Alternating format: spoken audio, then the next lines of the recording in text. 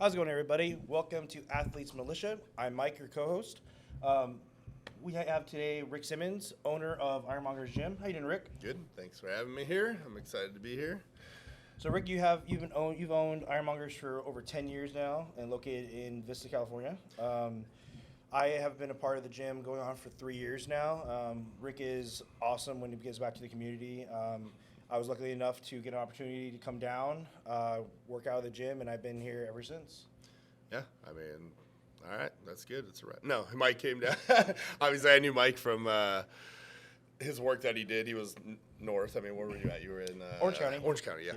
And obviously, you get to know everybody in the industry, powerlifting being the main part of our gym, strength sports, which beats your body up to a pulp.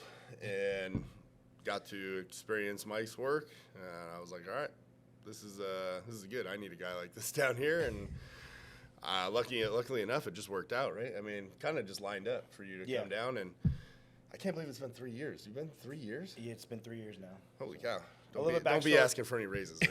Okay? Yeah, no, it's great to have you as part of the gym. We have been around for, I mean, we're actually going on 12 years, I think, now at the gym. Because the gym before it was called Mongers, or so I started as Smash Academy, which was funny. You know, I mean, I don't know.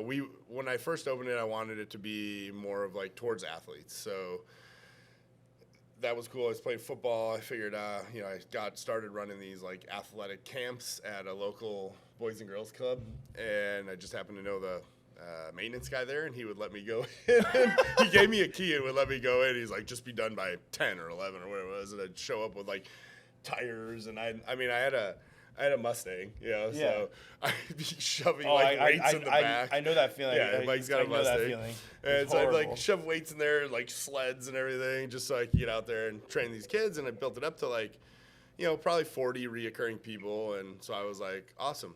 I'm going to look for a spot now and see all these people come over, and I'll train them out of my own gym, which was the goal.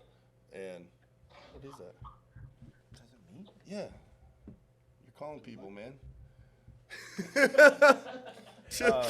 Bring him on. We'll have another co-host. Our other co-host, Mike's Pocket.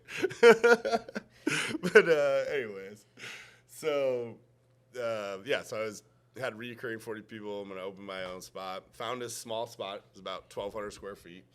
And I'm like, okay, what are we going to call it?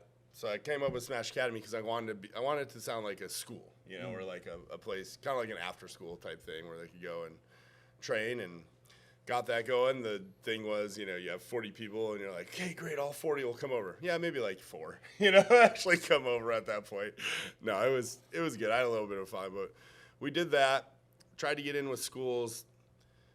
Schools are hard because they have such, especially out here in California. The programs they have already. Yeah, they're amazing. Hard, I grew up in Chicago, and our weight room was underneath the wrestling room. It was like this small, dingy thing, which is funny because that's what what our gym is like. Yeah. Right? It's not a doctor's office. It's not spotless and everything. We are grungy. Yeah. We are down, and dirty. You're not down to get dirty. You're not down to train mongers.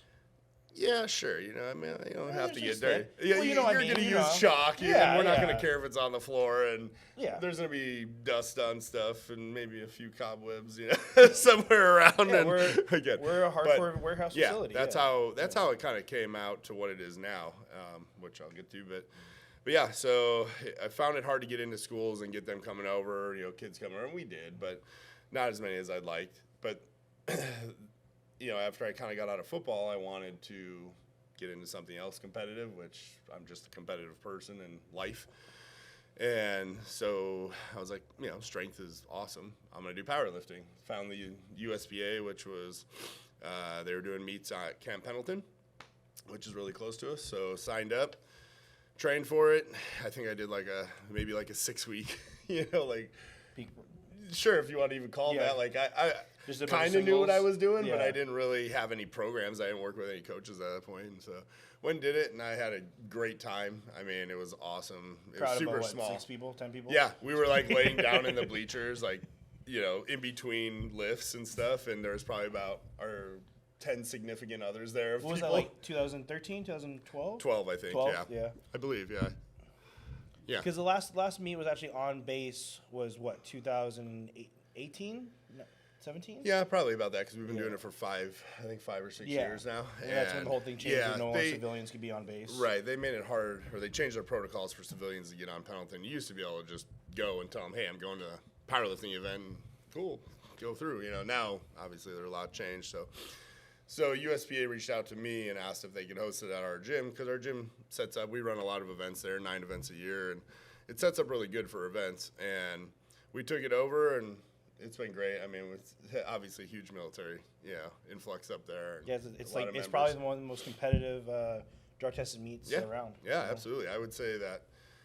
I think it rivals like the states, state championships because it's something, it's right. It's usually one of the first meets of the year, which is in January and stuff. So, anyways, it's been great. That's been super cool. But yes, our gym, or the Iron Mongers now, which after that, and I got into Parliament, I'm like, I need to change it to a gym, like an open gym. That was obviously my goal from the beginning. I just didn't kind of know how I was going to get there. So I just started buying, like powerlifting equipment here and there. And like I think the only gym to have a deadlift bar at the time. And then I got kilo plates, and I was probably the only gym to have kilo plates, minus, I'm sure there are other gyms, like Deadweight was around back then, and he had stuff too. But other than that, I don't, there was like one very far south, and then me in North County, and now Mongers is one of the most complete powerlifting gyms around. I mean, we have it. I mean, there's not much we don't have really. No, and I think in a lot of aspects we have a lot of what we have. Like what it's become now is, again, very strength eccentric. We are focused on that. If you want to be strong, you will get it with us. I don't have a ton of equipment that doesn't get used. Like one of the things that I use, or one of the kind of sayings that's always in my head when I go to purchase anything is, if it's going to collect dust, then I don't want it. Like we want people to come in and use the equipment, and even our reverse hyper, which acts as a table 95% the most of the team. expensive table around. Yeah, I mean, it still gets used. It's just flat, so people are going to put stuff on it. But anyways, nothing there collects dust. I mean, everything has dust on it, but nothing, not because it's not getting used. Yeah. Excuse me. But that's kind of how I've gone about it. There's a lot of gyms that like will say their strength or whatever, and then they just have a bunch of useless stuff, or no thought maybe goes into. I don't know. Again, I don't really care. Just train wherever you want and stuff and have fun. But yes, that is what we are. That is what we've become. The atmosphere is kind of what I think grew us the most or got us known. Because people come in and our coaches, our members.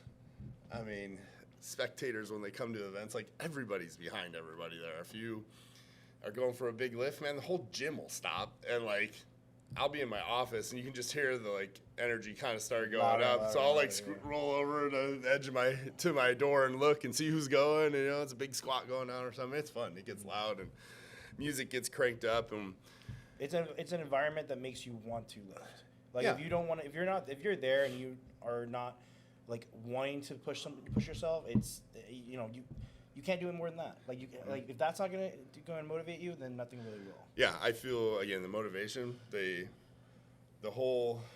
main thing is it's built for you to succeed. Like in strength. If you want to get strong, nobody's ever walked into our gym and gone out weaker. That's for sure. Yeah. That's for sure. And probably not smaller either. And probably not smaller either. The strength game is a game of leverage. Yeah. So people learn real quick that being 115 pounds ain't going to work too long. It is funny. I love when I get like the younger kids in. Now I'm 45, so this is going to be old versus young here. But and I've been through it all. There have been times where I've gone on massive bulks and then cut down, it's hard for me to maintain my weight. I'm, trying to sit around 280 all the time, and as you get older, it gets harder. But kids will come into me and they'll be like, I can't gain weight, or I eat all the time. And I'm like, no, you don't. No, you do not. Believe me. I know what it's like to eat all the time. And until you're making 5,000 calorie shakes, and putting them in your fridge and drinking that throughout the day, like, you're not trying hard That's what I was enough. asking. What's the craziest thing you've done for like a bulk? Oh man, the second U.S. Open, which was put on here, because I actually spotted at the first one. Yeah. You almost lost a finger. Yeah, almost lost both my forearms. Zahir dropped, I think, 1,000+ pound squat. Yeah. Just let it go, and it literally hit my forearms on the way down, and I was able to get him out of the way. But I had 2 good road rash marks. The U.S., just a little background, the U.S. Yeah. Open was at the time, the most competitive powerlifting meet in wraps in the world. Anybody could do it, can sign up. Had one of the biggest, largest prize pools of all time. So it definitely, when you're talking about when you had a chance to do it, it's a real honor. Yeah, I would say it was definitely, kind of set the stage for some of the bigger meets that we have now today. They put a lot of money into it, prize money, like you said. The first one was at a local gym, and then they moved it to Del Mar Fairgrounds, which I actually thought was a really good spot for it when they did it there. And that's when I competed, and it was funny because I had just competed at Pendleton before when it was still on Pendleton. Okay. And we had a big group from the gym that did it, so I was like, I'm going to do it with them and everything. And so I did that, and then, after you do a meet, you usually take a week downtime or so. And so I took my week, and then literally the next week I get a call from the meet director, and she's like, hey, do you want to jump in the Open? And I was like, what, do you need another spotter? I mean, I have a respectable total, but it is nothing what a lot of these guys are doing, And again, I was older. I got into powerlifting late. I played football till I was 32 or 33. And, granted, no major injuries or anything, so I was able to continue and push, into powerlifting. But, again, these guys are getting started in their early 20s, and they're putting up totals that are just unbelievable. I mean, it's great to see where the sport is going. But I was like, all right, sure, put me in. So I had 7 weeks to get ready for the biggest meet that I'm ever going to step on a stage for, right? And, I mean, I'm going against, like, straight monsters. So And you competed at 308, even though you never so I competed. You never got over that 300 period very, very long. Right? No. You get it, and then just, right.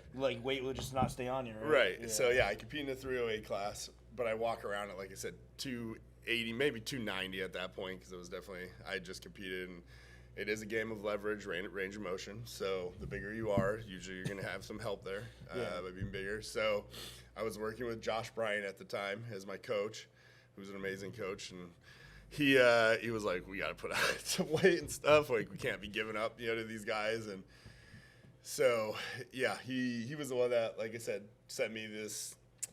I'm trying to remember the guy's name.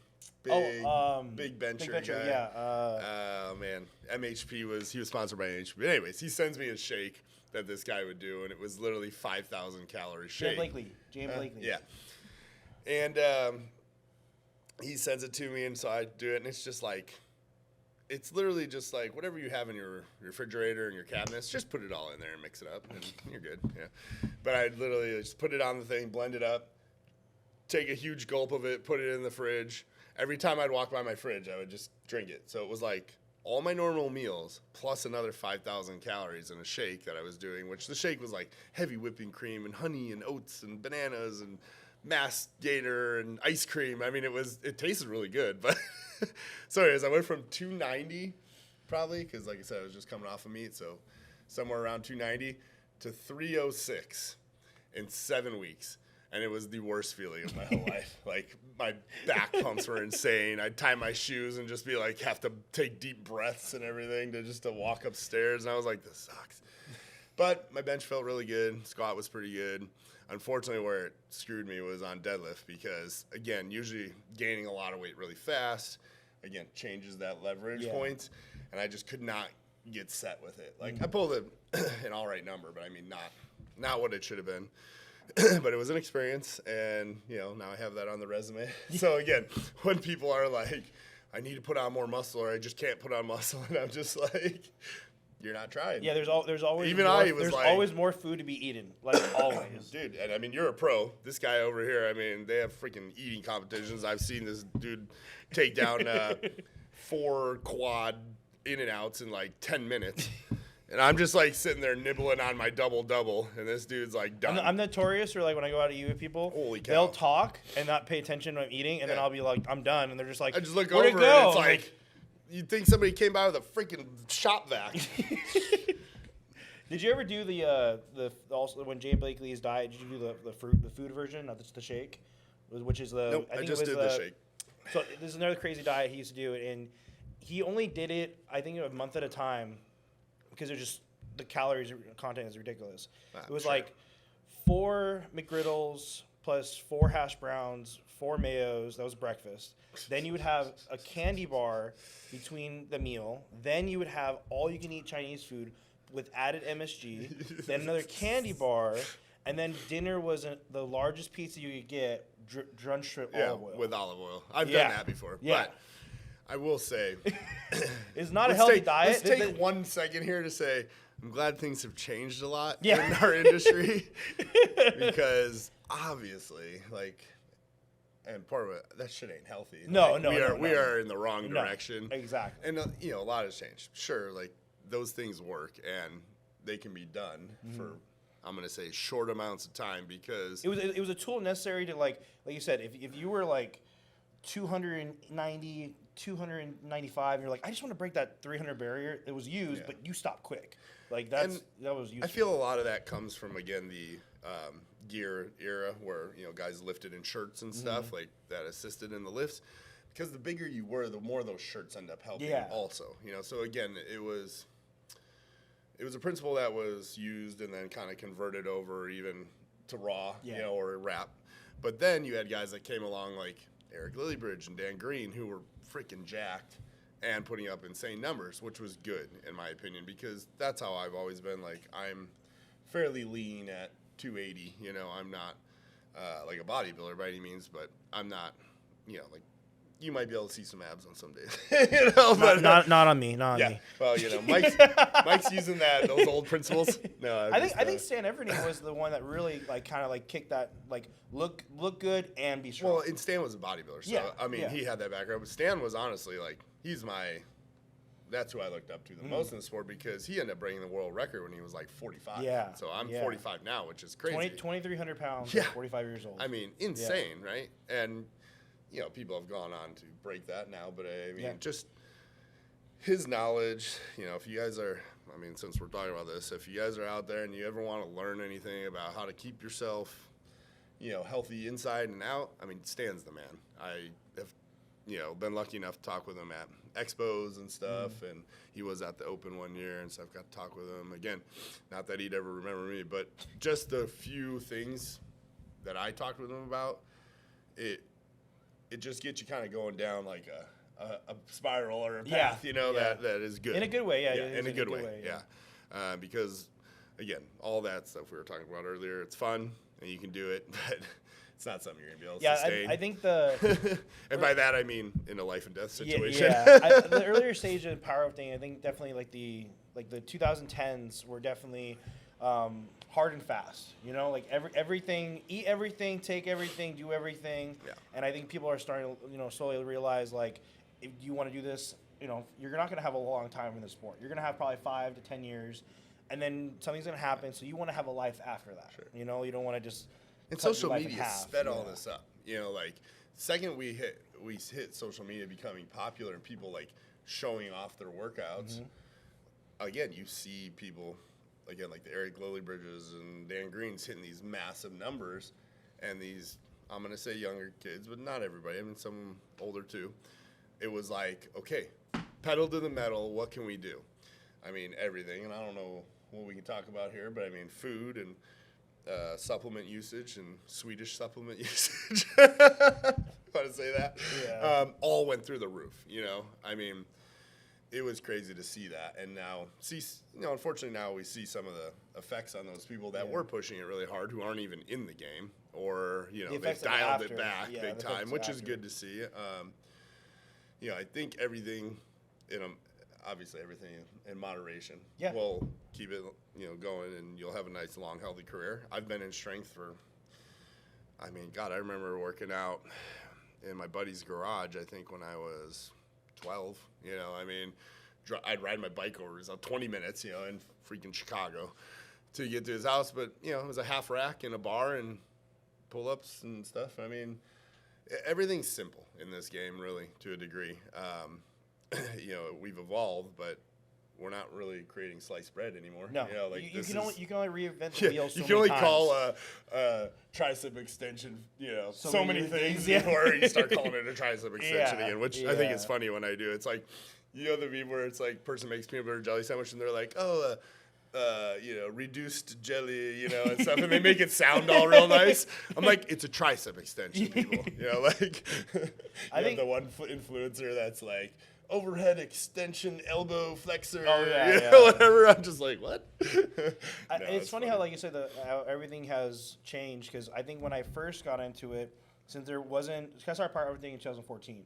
So I remember around that time, there wasn't much information out. Like Mark Bell was like slowly putting information out. Like there was not that much out there. So real quick, did you see that he lost his YouTube channel? I did. Yeah, talk about all kinds of knowledge. Freaking gone. I mean, man, what stuff like that just sucks. Definitely one of the. But yes, he was out pushing.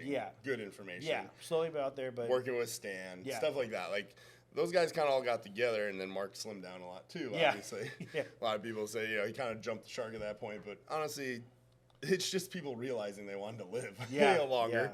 And this goes probably across all bodybuilding, strength, even CrossFit to a degree. I feel like those guys definitely are in pretty damn good shape most of the time anyways. But, again, I know a lot of them that were pushing it, which is just, again, more on the heart and everything. Yeah. But, again, I feel like I've seen it toned back down now, which is good, I definitely think that's where it needs to be for longevity.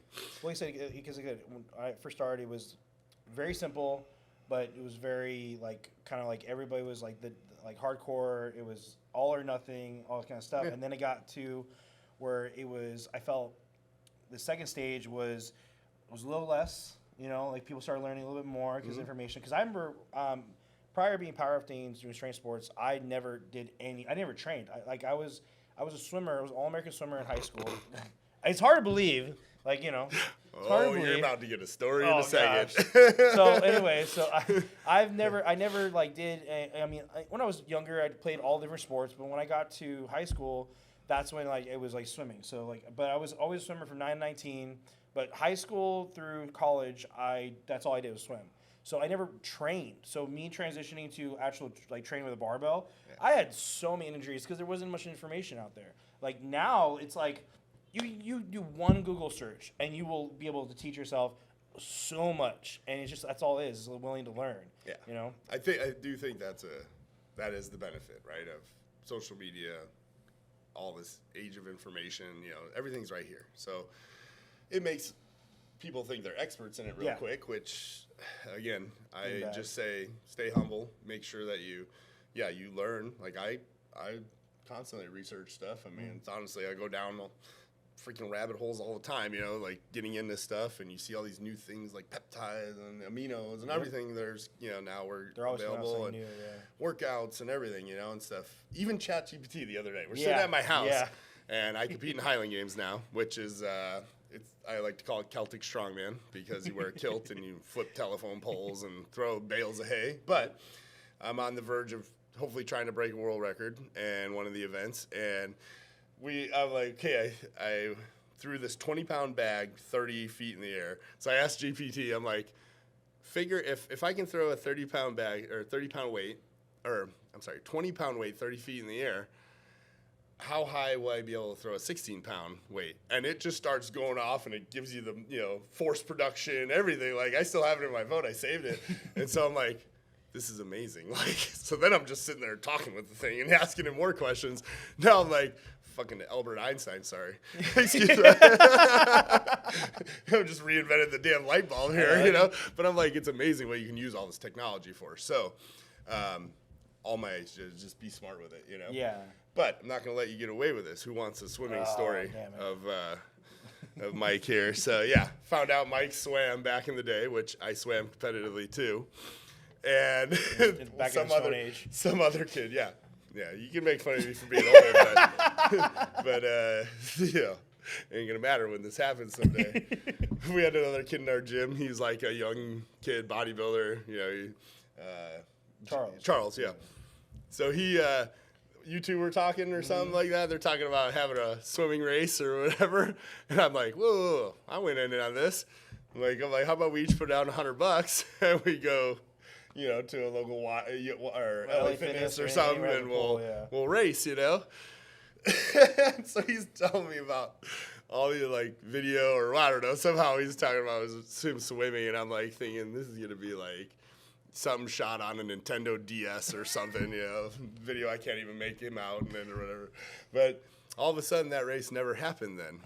Yeah, Mr. I swam and I was so good in all these sports. At the time, I wasn't living down here. I was actually commuting, so it was hard to. Nobody asked him to swim down here. He does have a car.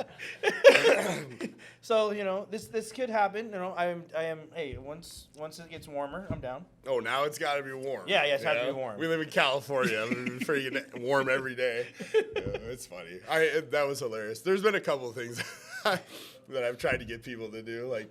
Andy, me, and Adam were gearing up to do a 40-yard dash or something. Oh, that's just it's just funny because powerlifters, especially, think they're amazing athletes most of the time, and not just in powerlifting, in everything. Like play basketball, powerlifters like I'm the best at basketball, But I like to think of myself as more of a general athlete. Like powerlifting was not. I will say out of all the sports I've done, it's probably the thing that I didn't ascend to the highest, Leverages being 6'4" is kind of, I'm in the wrong sport probably for powerlifting. If I'm 6'4", I need to look like this guy, But yeah, so anytime I hear anybody talk athletically, I'm like, okay, I want in on this. I'm like, yeah, I'm 45, but I will smoke you. Most of this stuff. It's always funny too because Rick will be like, he'll be like $100, and then as soon as he says that, everybody's like, I'm not that good actually. It's real quick to pull out, real quick. No, I just if it's worth it to you, if you think you got it, then okay, let's do it. You want to take a shot at the champ, man? You got to back it up with something, It's exactly happened to the kid Charles. It was so funny because he said that it's $100, and he just college student. He's like, I don't know anymore. He was like, I'll time it for you guys. he's like, that's food. He's like, yeah, right. Which I get, man. I love all our college students. Funny. They're awesome. By the way, this Gorilla Mind stuff is pretty good. I'm not a big fan of real sweet drinks. Which flavor is that one? The grape one. So the strawberry candy is good too. Yeah, I don't know. It's pretty good. I'm usually the no flavor kind of guy. The very minimal sweet. Yeah. So that's the story of Iron Monger. No, I'm just kidding. It was like we went from gym to let's just completely get into everything else. But I don't know. So that is a lot of backstory to the gym. Yeah. However, going all the way full circle now, it is very much what I like, or what I wanted it to originally be, which was, again, I started working out in a garage.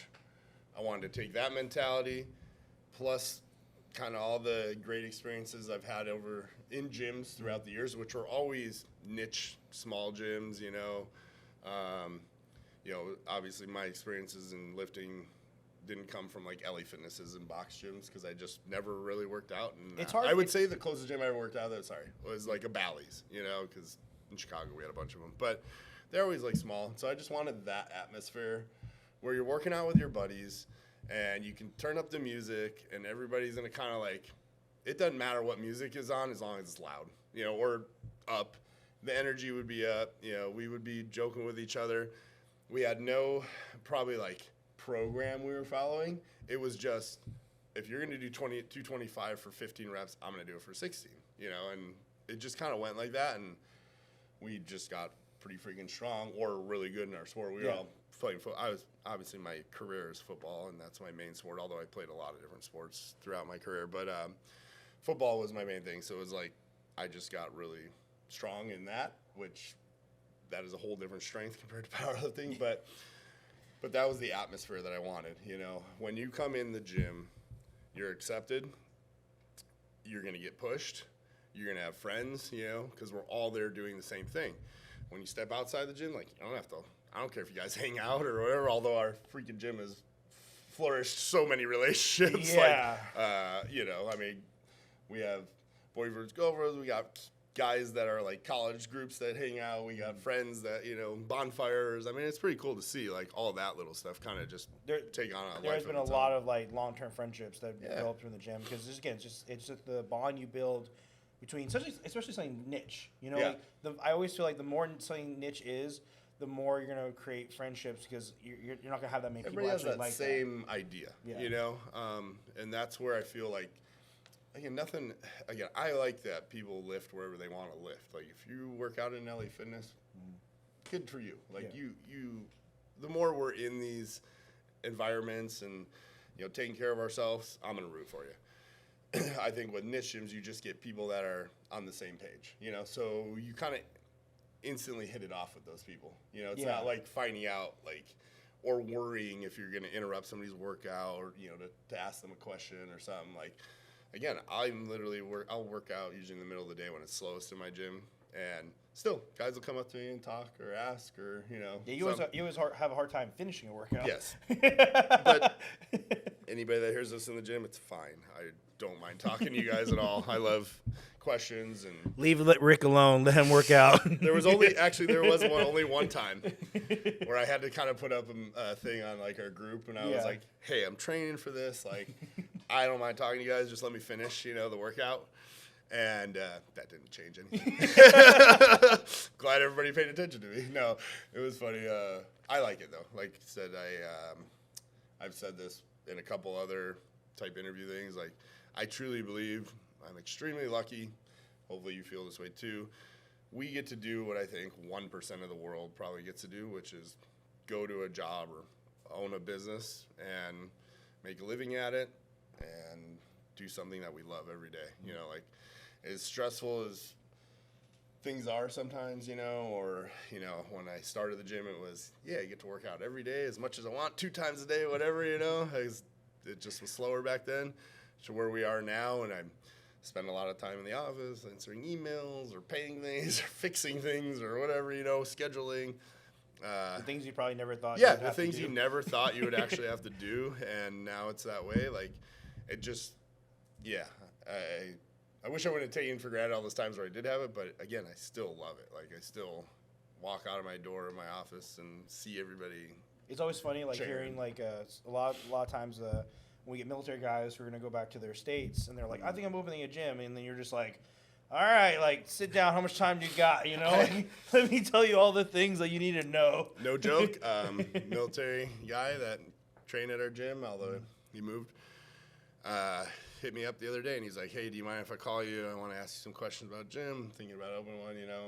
Can't remember where he's at. I'd say maybe Tennessee or somewhere. I'm not sure. And he was military, and, you know, they get great benefits as far as, like, loan stuff. So, yeah, I mean, I probably spent, I don't know, an hour and a half with him on the phone, just going over everything that I can give him, which that's probably one of, I'll bet close to 50 or 60 people that I have talked to throughout my career of owning the gym, where I try and pass on everything I've done, and there's a lot of different ways to, you know, do it, but I'm not saying mine, I've learned a lot, and I was not a business owner by any means, you know, it was something I wanted to do, and I've learned a lot of good things, and I've made plenty of mistakes too that I wish I could go back and, wish we would have done it this way, but we learned from it, you know, and moved on. But yeah, I will pass on any knowledge to anybody that I have. You know, I always tell people, I don't know if it's the right or wrong way. It's just my experience. Like, you take it and run with it. The first thing I ask them is like, are you sure you want to open a gym? Because it's a grind, just like owning a supplement shop or, you know, any job. Any job is a grind to some degree, you know. But a gym, you know, again, I love it, but it's got its ups and downs just like anything else. So you definitely have to be into it. You have to know what you want for it. That was another thing that I think I was pretty steadfast with when we opened it, was just what we were.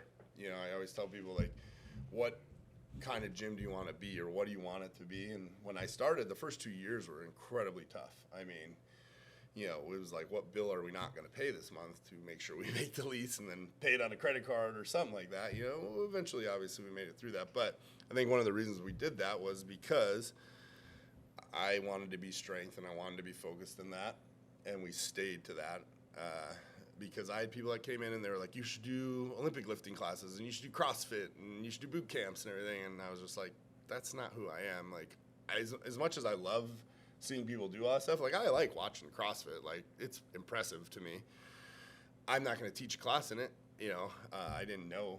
I wouldn't say I'm versed in that. And I know Olympic lifting, but again, enough to coach classes? No. You know, it's just not my thing. So, so again, we just stayed with strength, strongman, powerlifting, you know, kind of athletic, if you were training for any of that stuff.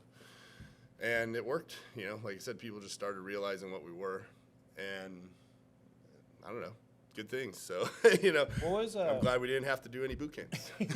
What was probably like the most surprising thing, like, as you've been a gym owner, that you like never would have expected you would go through? COVID? Oh, yeah, that would. That's a given. That's a given. Down so one. let's throw that one out the window, because everybody had to deal with that, and I think we were all a little shocked in how that all went. Yeah, like something like you would never expect as a gym owner. You would have to like you're like, oh shit, and never thought I would do this. Yeah, and I think we kind of hit that just a second ago, which was the bigger you get, the more members you have, whatever. The more responsibility you're going to have, which then takes away from everything that you like to do, maybe, possibly. I was very much, and I'm stubborn and hard-headed sometimes. Yeah, right? I know. This guy wouldn't know anything about that. For 8 years, it was just me and my wife, and it was mostly, you know, I would say she came in and would help cover sometimes, but I mean, I was there 9 a.m. to 9:30 p.m.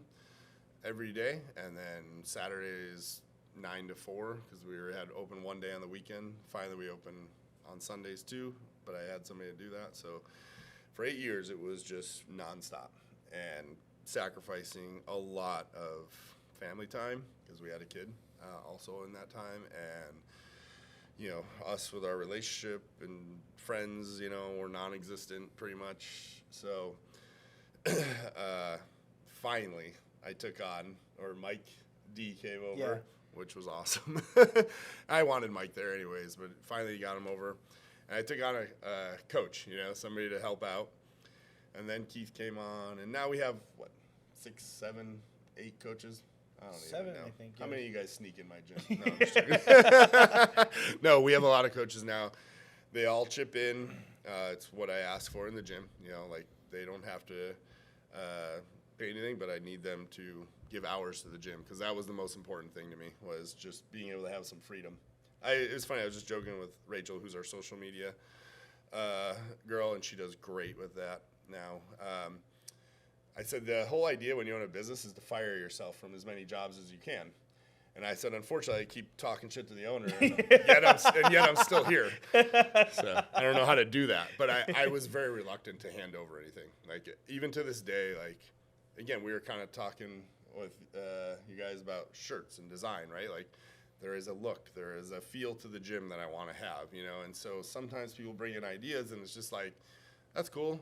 It's not what I have in my head. And so, you know, then that's where my stubbornness gets in the way, because I'm like, oh yeah, maybe that design would have been cool, but whatever, you know, so those things happen. But yeah, it's just a ton more responsibility in a lot of little things and areas that you don't ever foresee, you know.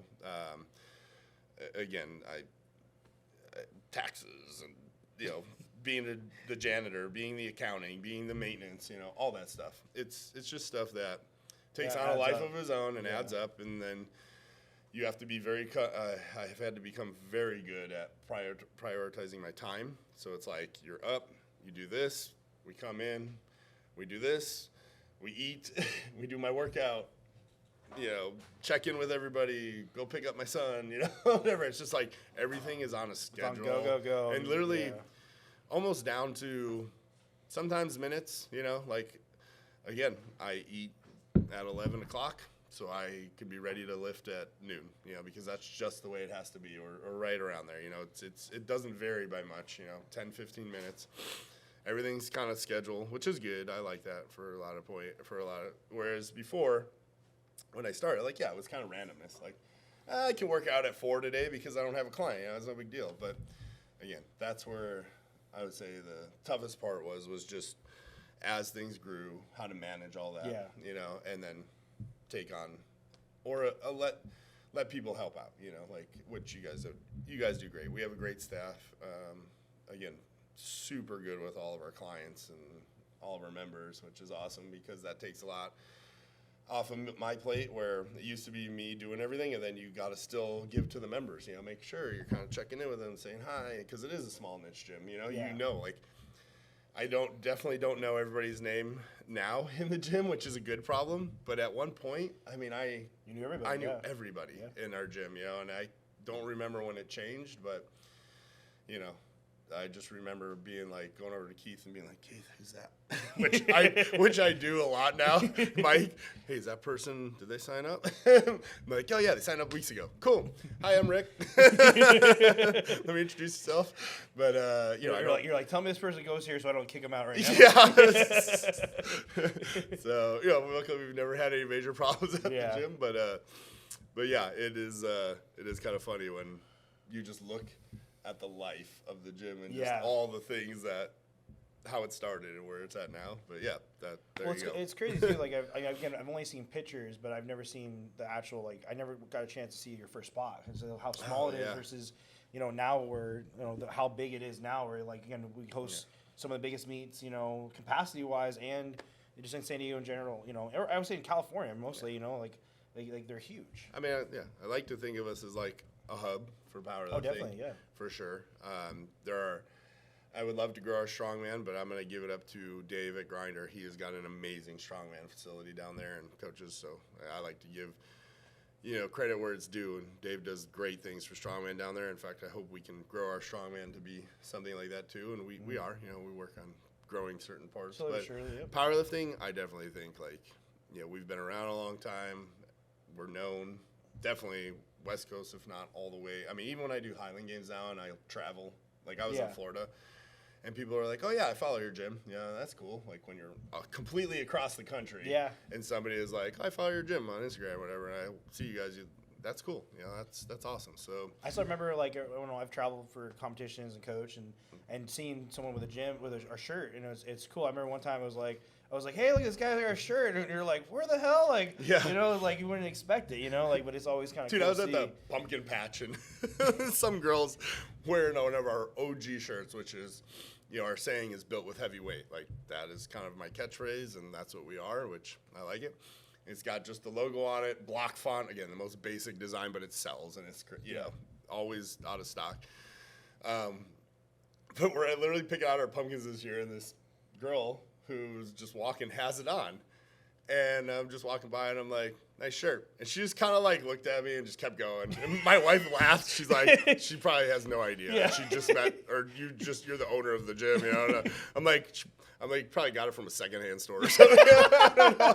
It was so funny. You should have been like, walked by and be like, that's my shirt. Yeah, right. She would be like, what the fuck? It was so funny. Like, it was the most like nonchalant thing ever. But again, it's just cool. Like, I'll be in stores and see people wearing stuff, and they're not even members. That's the thing. Like, you know, we sell a lot of our shirts at events and stuff like that. So it's kind of cool when you just see people out in public wearing them. Or again, I'll be scrolling on Instagram and see some guy wearing our shirt, and I'm like, I don't remember him ever coming to the gym, but ordered it online or something. So that's all cool, you know, just the growth of the gym. And we definitely have to get back to our merchandise. It's hard, you know. Again, that's another big thing is as you take on more things, which like we've really grown our events over the years. So it takes away from me putting time into the merchandise, which, you know, I wish I need to get back to it because it was a good thing, and now we've kind of let it dip down. But again, some of that is on purpose because like I like to come up with new looks and designs and stuff, and not have the same thing all the time. And sometimes you just,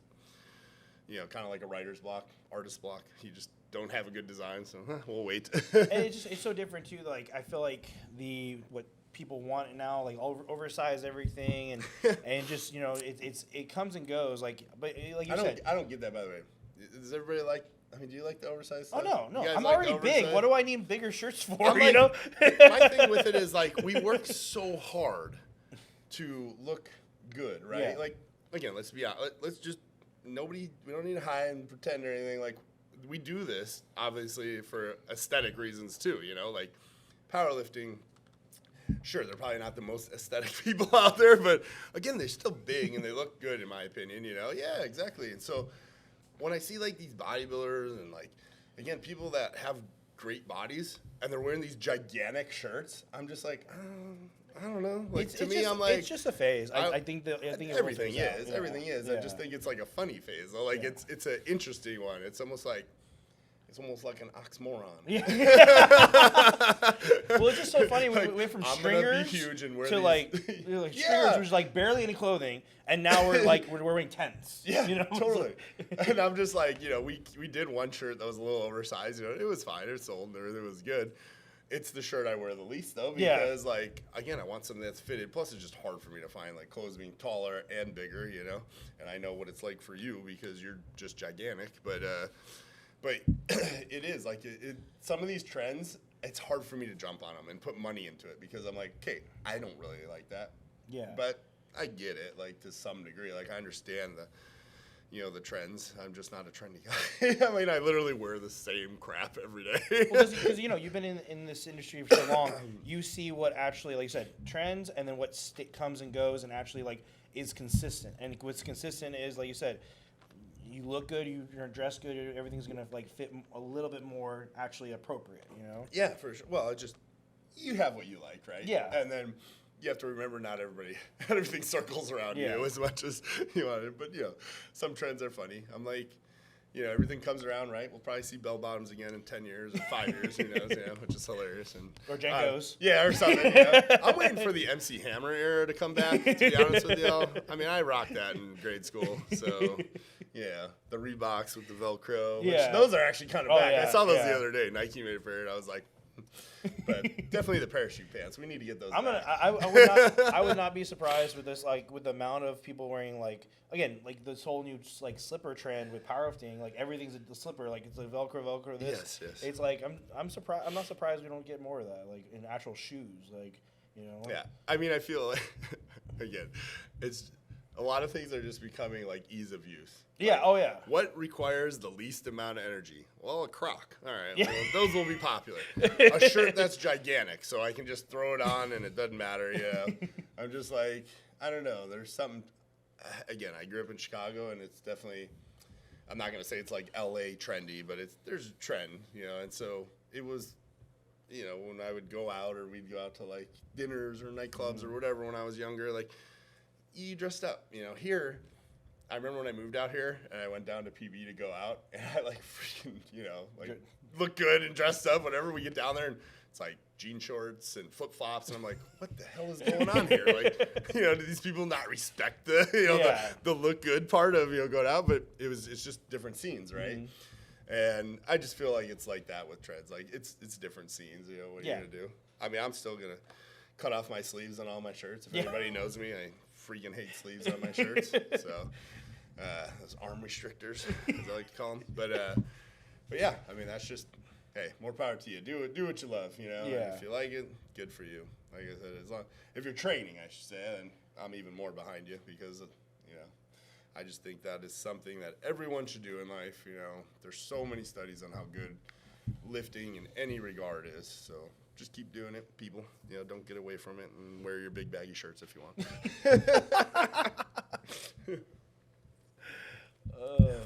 Yeah, that's a whole lot of information on a lot of randomness. Yeah. Maybe we should just call this like random athletes speaking or something like that.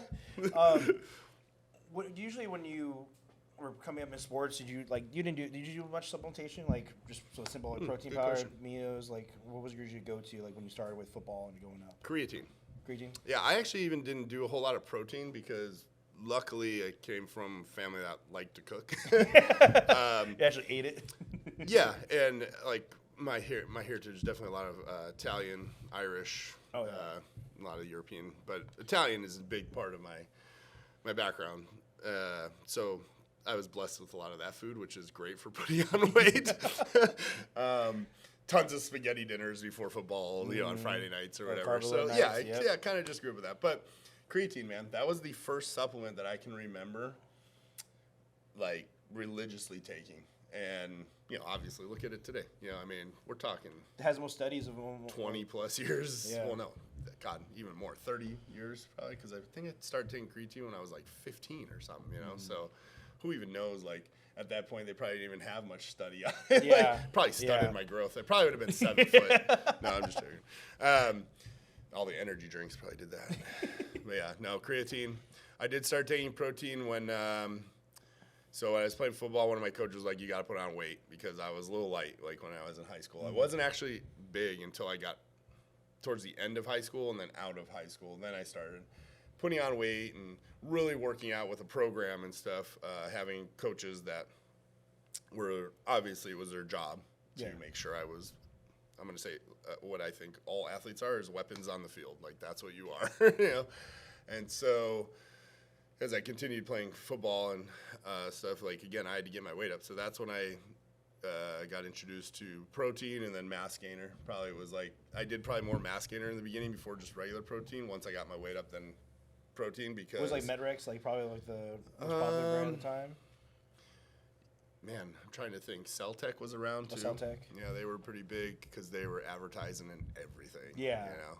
But I don't remember liking their stuff. I'm trying to remember what the one that... And I would say I was lucky, because we used to, like, we would be given protein, like when you play or whatever, you just kind of have your supplements that are available to you because they, they're approved or whatever, I guess you want to say, so you don't have to worry about anything. But, yeah, chocolate. As long as it was freaking chocolate, I was good to go with protein. I don't really remember the brand, but Celtic I remember being really big. And I do remember, what was the one you said? Medrex. Medrex, yeah. Yeah, they've been around for years, so yeah, I just assumed that they would probably be one of them. Labrada, he was a big part of that. But, I mean, all of it. And then I remember when Sosa and McGuire went through the home run battle, and that was the first time I ever had to worry, because I wanted to take what were they taking, androstedone or something like that, right? Is that what it was called? And it was over the shelves, I mean, it was literally I think, isn't that what eventually turned into T-ball now? If we're talking, I don't know. I can't remember, but I'm pretty sure it got reclassified. Clear liquid? Well, there was the clear and the cream that was, that was straight testosterone, obviously, with Barry Bonds, and multiple other athletes, I think, came out of that whole thing. But they were taking, pills. Like I said, this is going way back now in my memory here, because that was like probably 98 or so. I don't know. I'm trying to remember when Sosa and McGuire were going through that home run. But, I mean, he had a bottle of it in his locker. And I remember, like, it was on his shelf, and the news hit it. And that was, like, they started grasping onto that. And he said he even, like, kind of advertised it, like, as his, like, Flintstone vitamins type thing. I remember him making some comment like that.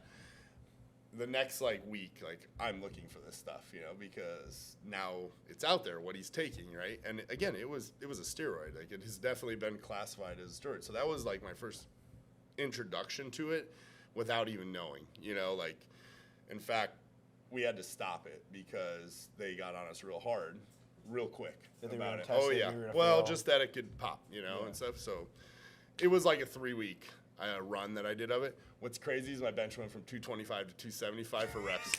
And I was like, well, this shit works. I mean, I probably put on like 10 pounds in 3 weeks, A lot of it water, but it was crazy what that was, though. Like, that kind of little light bulb that hits, and you start understanding that stuff. But that got me, interested in that. Granted, I didn't try any of that stuff until way later in life. Like, again, until I got out of football. Like 33, I think, was the first experience that I food and very much. And now, like I said, now it's like way of life. 'Cause I'm 40 plus, 45, like I said. So TRT, and very much into trying to stay on it, blood work. I've been trying to like get more into like the amino side of things, researching that, because there's a lot of cool things, a lot of cool stuff there that I think is kind of untapped maybe, or it's been around forever and just never mess with it. Like for me, I never pushed any of that stuff hard when I was, in powerlifting, which probably why my total looks the way it is. But, like probably could have got it a lot higher if I wanted to, but I'm happy because I feel like I still feel good at 45. I'm at 46 in a couple weeks here, and body feels really good. I'm still competing at a high level, with Highland Games, and again, the one thing is I would just say TRT just kind of, it's a quality of life thing, like sleep better, just feel better, recover still a little better, even with TRT as I've gotten older, because I started TRT when I was 40, and now being 46, so doing it for a while, like I've noticed like recovery still degrades over time, like even being on it, and my dosage hasn't changed, like it's still the same. It's actually lower right now than when I started, I think, or it might even be at the same. But either way, it kind of went up and now we're back down. Again, work with doctors, guys. Go get it. If you ever have any questions, believe me, you're more than welcome to ask, and I'll give you, again, experience. That's all I can give you. I'm no doctor and all this, but I definitely have learned a lot over the time of it. But it doesn't matter. That's what happens as we get older. Like things go down. And even with training, which keeps my testosterone was always fairly high or good, I just wanted it because, like I said, with my sleeping patterns were way off and just little things that were out, whack. That's where I was like, this is great. It kind of gets all that. Or I should say you just start becoming more aware because you do the blood tests and stuff like that, which, I know a lot of people are big on that now. Like, oh, blood tests, I wish we would have been doing that a long time ago. Well, the old school way was outside out of mind, Totally. I don't. I'm not sure where we are, but anyways, yeah. I just want to make it clear, like, hey, Yeah, guys, just be safe. Like if you're gonna whatever choices you're gonna make, whatever route you're gonna go down, just the best thing to do is and I'm be not safe, talking bro science, people. Actually consult an actual doctor if you actually want to be on this planet for a long time. And it's so easy because you don't even have there's so many health and wellness places now that will help you with it. And granted, I'm going to say this because I've went through a doctor, I've been through health and wellness. Doctors are definitely going to be way more cautious, which is fine, and that's good too. But health and wellness, they understand what I do and what I do for a living. So yeah, they're more willing to understand that and work with it, I think. So again, depending on what you do, but if your insurance will cover it, go through a doctor. It's definitely can be costly. Yeah. But anyways, get your blood checked, do all that stuff. I wish we would have been doing that a long time ago because it's all the little things. It's not just your testosterone. There are so many things that go into our well-being that can be checked and dialed in and will make great little changes just in your energy or your sleep, that have nothing to do with your testosterone. So just, all of it is a great thing to just stay on and be on top of. If you're gonna do this game and you're gonna do that side of the game, then take care of yourselves. I want to see you guys lifting forever. I mean, we have guys in our gym that are 70 plus. Yeah. Breaking world records, and I look up to those people because he's a drug tested dude, which is amazing, Yeah. So I'm like, how the hell does this dude recover? But it's because he brings out his gun and he's sitting there doing his leg in between. It's more he just wants to get away from his wife. Yeah, for sure. We love Steve. Or maybe we should just say the guy, we won't mention his name because maybe, who knows, maybe his wife gets on. But no, it's so funny. But yeah, we have a lot of people, again, our age range is, not 13 anymore, 15 up to 70 plus in the gym. Pretty amazing, right? So keep doing it, people. Lift forever. I will never stop lifting, even if I somehow am able to fire myself from the gym someday. The gym will live on and continue, and that'll be the legacy. But I will always lift. I wouldn't know what to do otherwise. Yeah. There's a certain form of reward for the punishment, right, that we put in. So, anyways. What kind of upcoming events do we have going on in the gym, and also how can people get involved in the gym? Awesome. So we have an event just about every month. We run 9 events a year. It includes strongman and powerlifting. The next event we have coming up is actually this weekend. So I don't know when this will go out, but let's just say it's January 27th, right? 27th, yeah. Saturday and Sunday powerlifting. It's our Camp Pendleton Open, which is, again, one of the biggest meets to start off the year. So we're looking forward to that. We are packed on Saturday. In fact, we're almost overbooked. So this will make for a great day. Yeah. Hopefully we get tons of spectators in there. I'll bet there'll be 200 plus people in the gym. There'll be standing room only. Yeah, it'll be standing room only on Saturday. Hopefully on Sunday too. Sunday we have a good amount of guys. It usually, the powerlifting events go all women and then the lighter weight classes of men on Saturday, and then basically our 198 and up guys go on Sunday. So depending on what you want to watch. And then, yeah, I mean, ironmongersgym.com has all our events. At least what we have, up right now. We kind of list them as we go, or a few months out, so people can see. Instagram, Iron Mongers Gym. Check that out if you want to become a member. All of our, address and stuff is on our social media. But I mean, we have 4 different memberships. One of them will fit your lifestyle. Mm-hmm. I feel like we got something for everybody. We have student, we have military. Yeah, we have something for everybody. So if you're in the area, if you're anywhere along the 78, because we're in North County, I would say you're close. You're definitely within a small drive. But we have people that, I have people that drive over an hour to get to us, and some of that is, again, just going back to the rewards of having a gym, Yep. like some of that is just what makes you smile, right? Like you have people that drive an hour or more to come to your gym. Like that's pretty cool, like especially in a day and age now where we have a gym on almost every corner in California, I feel like we're definitely spoiled in that regards. But yeah, it just brings me back to, like I said, me riding my bike 20 minutes in either blistering humidity or incredible cold, because my parents work. So, I mean, it was up to me if I wanted to go to the gym or go somewhere. So I find the appreciation in that, I think that's cool. There's definitely respect there for the people that do that. But yeah, no, lots of I just events. want to say, like, training, if you have ever had the chance to train at Mongers and you currently train at a box gym, you know how hard it will be to go back. Once you're in that environment, I told Rick when I first started coming, even when I was living in Orange County, I trained at one other gym out there, but since I've been here, I've not trained at another gym because I don't want to. I leave all my stuff at the gym. I don't have it in my car because I don't know. I'm not going to train anywhere else. So if you have a chance to train at Iron Mongers Gym, you need to do it. Yeah, I'm going to second that, and I agree. I haven't trained at another gym, but then again, I'm the owner, so maybe people think. I mean, when we travel, sometimes I have to, but it just makes you appreciate it that much more. Oh yeah, and that is always the hardest part. I feel like there are so many, good lifters that train at like an LA Fitness or like these commercial box gyms. I don't know how they do it. And they just, maybe they've never heard of us or whatever, but I just just come over here because you will explode.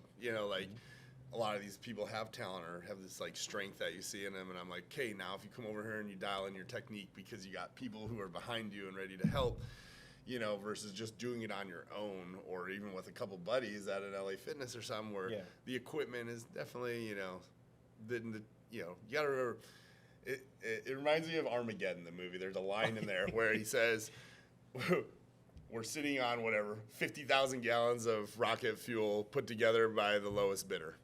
That's what LA Fitness is like. And again, no harm or shame. I understand it, how the business works, but it's like the equipment is there because it's what they get the best deal on. Here at I will say I've invested a lot of money into our equipment just because there's a safety part to it too. When you're lifting that much weight or you're going to attempt to do those type of things, we want to know that you're going to be good, taken care of. So it's not just the people. The equipment is big too. So yeah, again, if you guys are at any box gyms or anything like that and you want to try or see the difference, come over because I think you'll love it. I don't think we've ever had anybody come and be like, nope, this ain't for me. It's usually like, thank God I found you, type thing. So. Yep. So that's always a cool thing too, just to hear everybody's stories of what they think after they've been there a month or even 2 weeks. And you get girls that come in and the music's blaring and their eyes are like this and they're like, I want to learn powerlifting. And we're like, yeah, come on in, and so dude, I'm going. And then 2 weeks, they're handing off for, big old dudes benching, and it's great. Everybody kind of just gets thrown into the fire and it's fun, to see everybody learn and get that experience. So just makes the sport that much better. Well, we're going to wrap it up. I want to thank you, Rick, for coming on today. Yes. And again, go ahead and if you ever have a chance, visit Iron Mongers. You will not regret it. Yeah, please. Thanks, guys. Thank you, guys. Bye.